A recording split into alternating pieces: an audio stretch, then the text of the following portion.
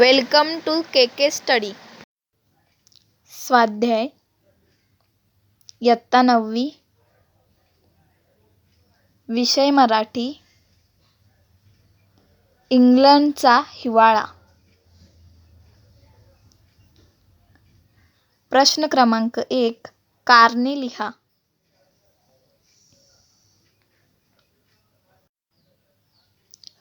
लेखिकेला लंडनच्या पावसाची मौज वाटण्याची कारणे.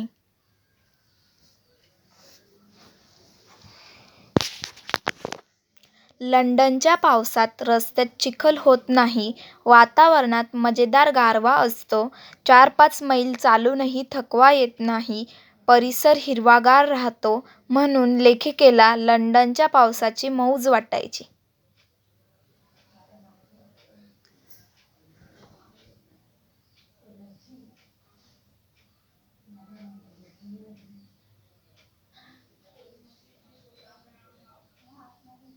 प्रश्न क्रमांक 2. तुलना करा.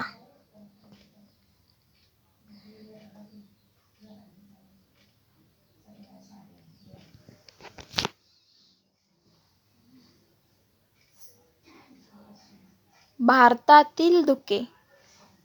लंडनमधील धुके.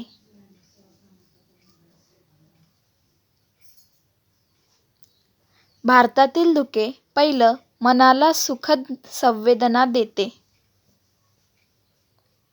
दुसरं, धुक्याचा पडदा थोडा वेळ राहतो.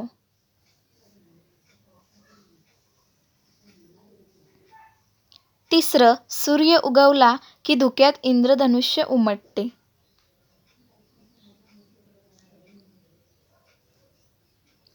चौथं, धुके निघून गेल्यावर गवताच्या पात्यांवर दवबिंदू चमकतात व रात्री आकाश तारकांनी चमकते.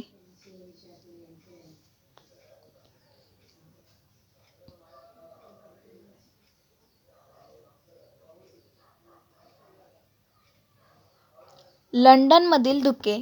पहिलं, लंडनचे धुके औरच आहे. दुसरं, वर्षाचे 10 दिवस सुद्धा आकाश निरभ्र राहते.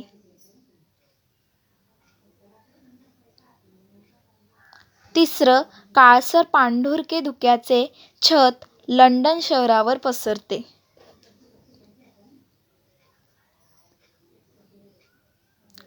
चौथं, वर्षातून 1-2दा काळे धुके लंडनवर पसरते.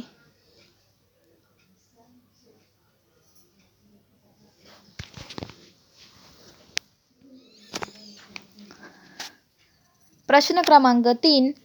इंग्लंडमधील धुक्याचा तेथील जनजीवनावर होणारा परिणाम सविस्तर लिहा.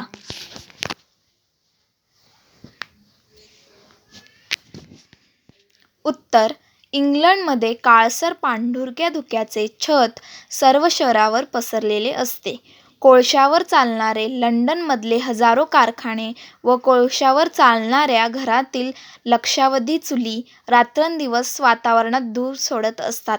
घरात अनवाणी चालले की पाय काळे होतात, झाडाला हात लावला की हात काळे होतात. अशा धुरकट वातावरणात धुके पसरले की कोळशाचे कण दिसू लागतात.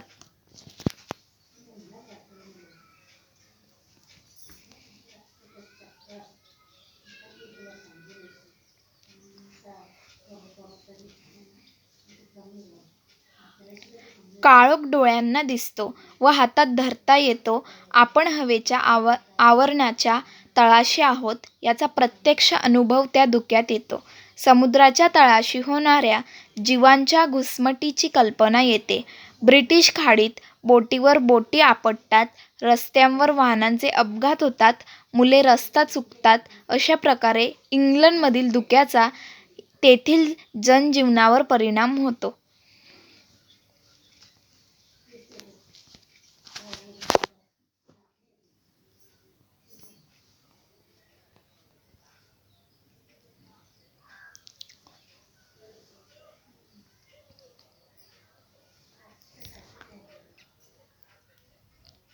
प्रश्न क्रमांक 4. स्वमत.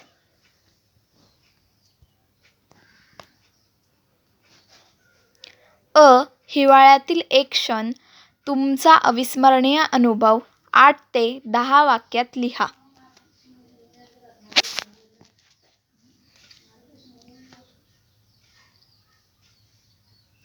26 जानेवारी 2006ची सकाळ. मी आणि माझा भाऊ कैलास आम्ही दोघे ध्वजारोहणासाठी सकाळी 5 वाजता शाळेत जाण्यासाठी मोटारसायकलीने निघालो. आम्ही दोघेही शिक्षक आणि इतक्या सकाळी मोटारसायकलवर जाण्याची आमची पहिलीच वेळ.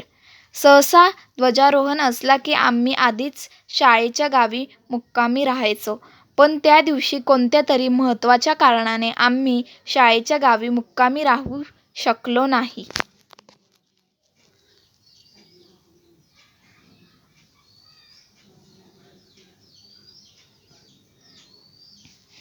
मोटारसायकलवर दोघांनाही सकाळच्या थंडीचा अजिबात अनुभव नव्हता. आज इतक्या सकाळी गाडीवर शाळेत जायचं काहीतरी वेगळाच आनंद आम्हा दोघा बहीण भावांच्या मनात होता. दोघांनीही स्वेटर, स्कार्फ, सॉक्स, हँडग्लोव्ज घातले आणि घरून निघालो. 5-6 किलोमीटर गेलो नाही की दोघांनाही बाहेरची थंडी जाणवू लागली. थंडीपासून बचाव करण्यासाठी घातलेले सर्व शस्त्रे युद्धात पराजित होत आहेत याची जाणीव होत होती.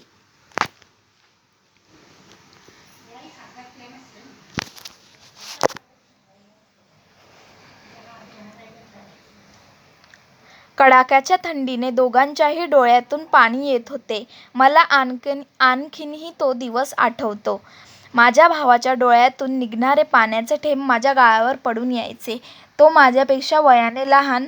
मला त्याचे हाल पाहवत नव्हते, पण गाडी थांबवून कुठे थांबणे हे देखील शक्य नव्हते. शाळेत वेळेवर पोचणे गरजेचे होते. आणखी थोडे पुढे गेल्यानंतर बुडत्याला ज्याप्रमाणे काडीचा आधार मिळतो त्याचप्रमाणे आम्हाला एक छोटीशी शेकोटी दिसली.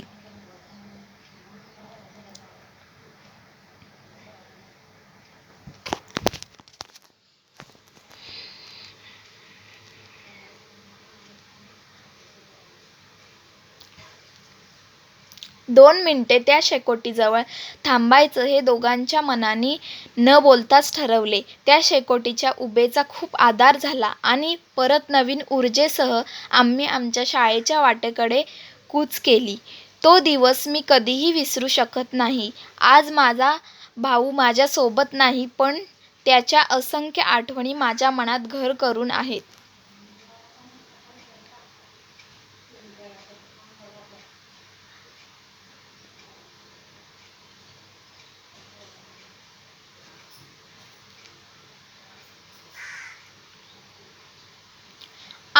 तुमच्या आवडत्या ऋतूची वैशिष्ट्ये स्पष्ट करा.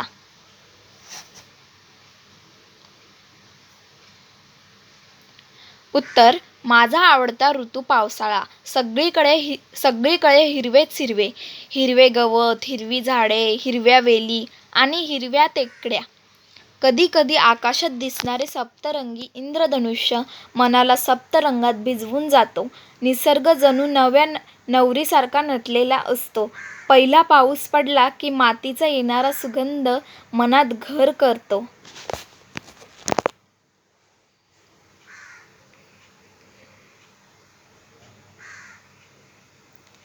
मन प्रसन्न होते. पावसामुळे जमिनीची तहान भागते व नदी नाल्या भरून वाहतात. मुलं कागदाची नाव करून पाण्यात सोडतात. झाडवेली, गुरेढोरे सर्वांनाच प्यायला भरपूर पाणी मिळते. शेतकरी पण आनंदी होतो आणि वेगवेगळ्या सणांची रेलचेल सुरू होते. नटलेली सृष्टी पाहून कवी लेखकांना लिखाणासाठी नवनवीन विषय सुचतात.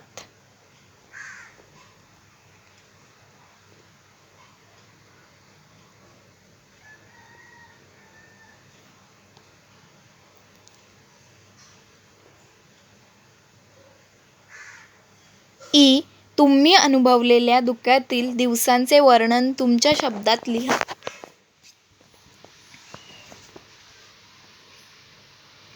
दिवाळीच्या सुट्टीत आम्ही संपूर्ण कुटुंब, काही मित्रपरिवार थंड हवेच्या ठिकाणी फिरायला गेलो.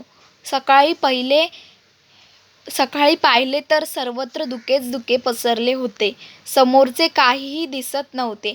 आम्ही आमच्या गाड्या तिथेच थांबवल्या. गाडीच्या समोरच्या काचेतून काहीच दिसत नव्हते. सर्व परिसर धुक्याने न्हाऊन निघाला होता. डोंगरावर धुके, झाडांवर धुके, पानांवर धुके, फुलांवर धुके.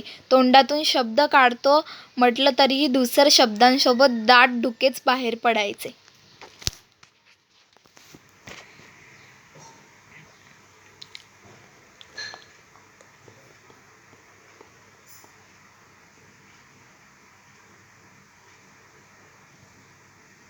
प्रश्न 5वा. खालील मुद्द्यांच्या आधारे तुम्ही भेट दिलेल्या प्रेक्षणीय स्थळांचे वर्णन करा.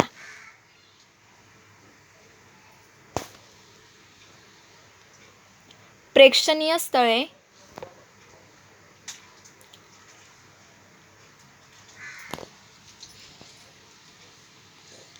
भौगोलिक स्थान,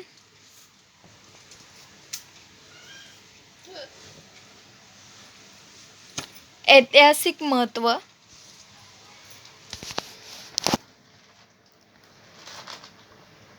सांस्कृतिक वैशिष्ट्ये,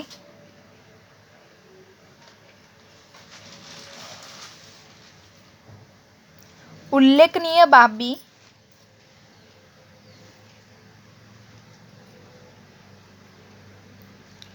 नैसर्गिक वैशिष्ट्ये,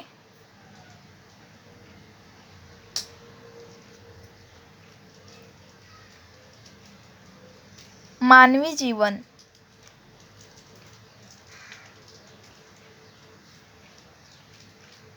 बीबी का मकबरा. भौगोलिक स्थान: औरंगाबाद शहरापासून 3 किलोमीटर अंतरावर. ऐतिहासिक महत्त्व: आग्रा येथील प्रसिद्ध महल ताजमहालाची प्रतिकृती.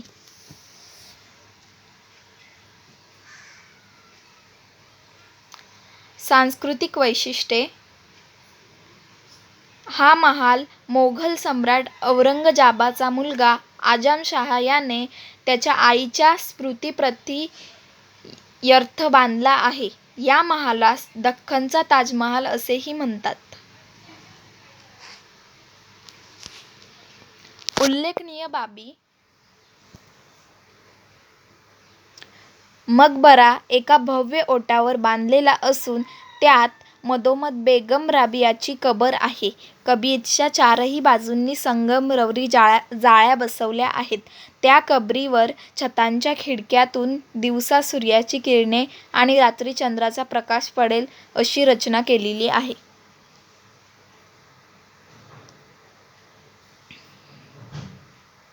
नैसर्गिक वैशिष्ट्ये: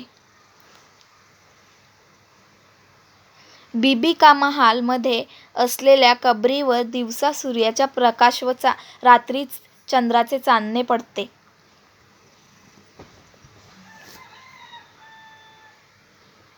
त्या भागातील मानवी जीवन. राष्ट्रीय संरक्षित स्मारक म्हणून घोषित असलेल्या या स्मारकात आता कोणीही राहत नाही. पर्यटक हे स्मारक पाहण्यासाठी दूरदूरवरून येतात आणि ताजमहालाची प्रतिकृती पाहून आश्चर्यचकित होतात.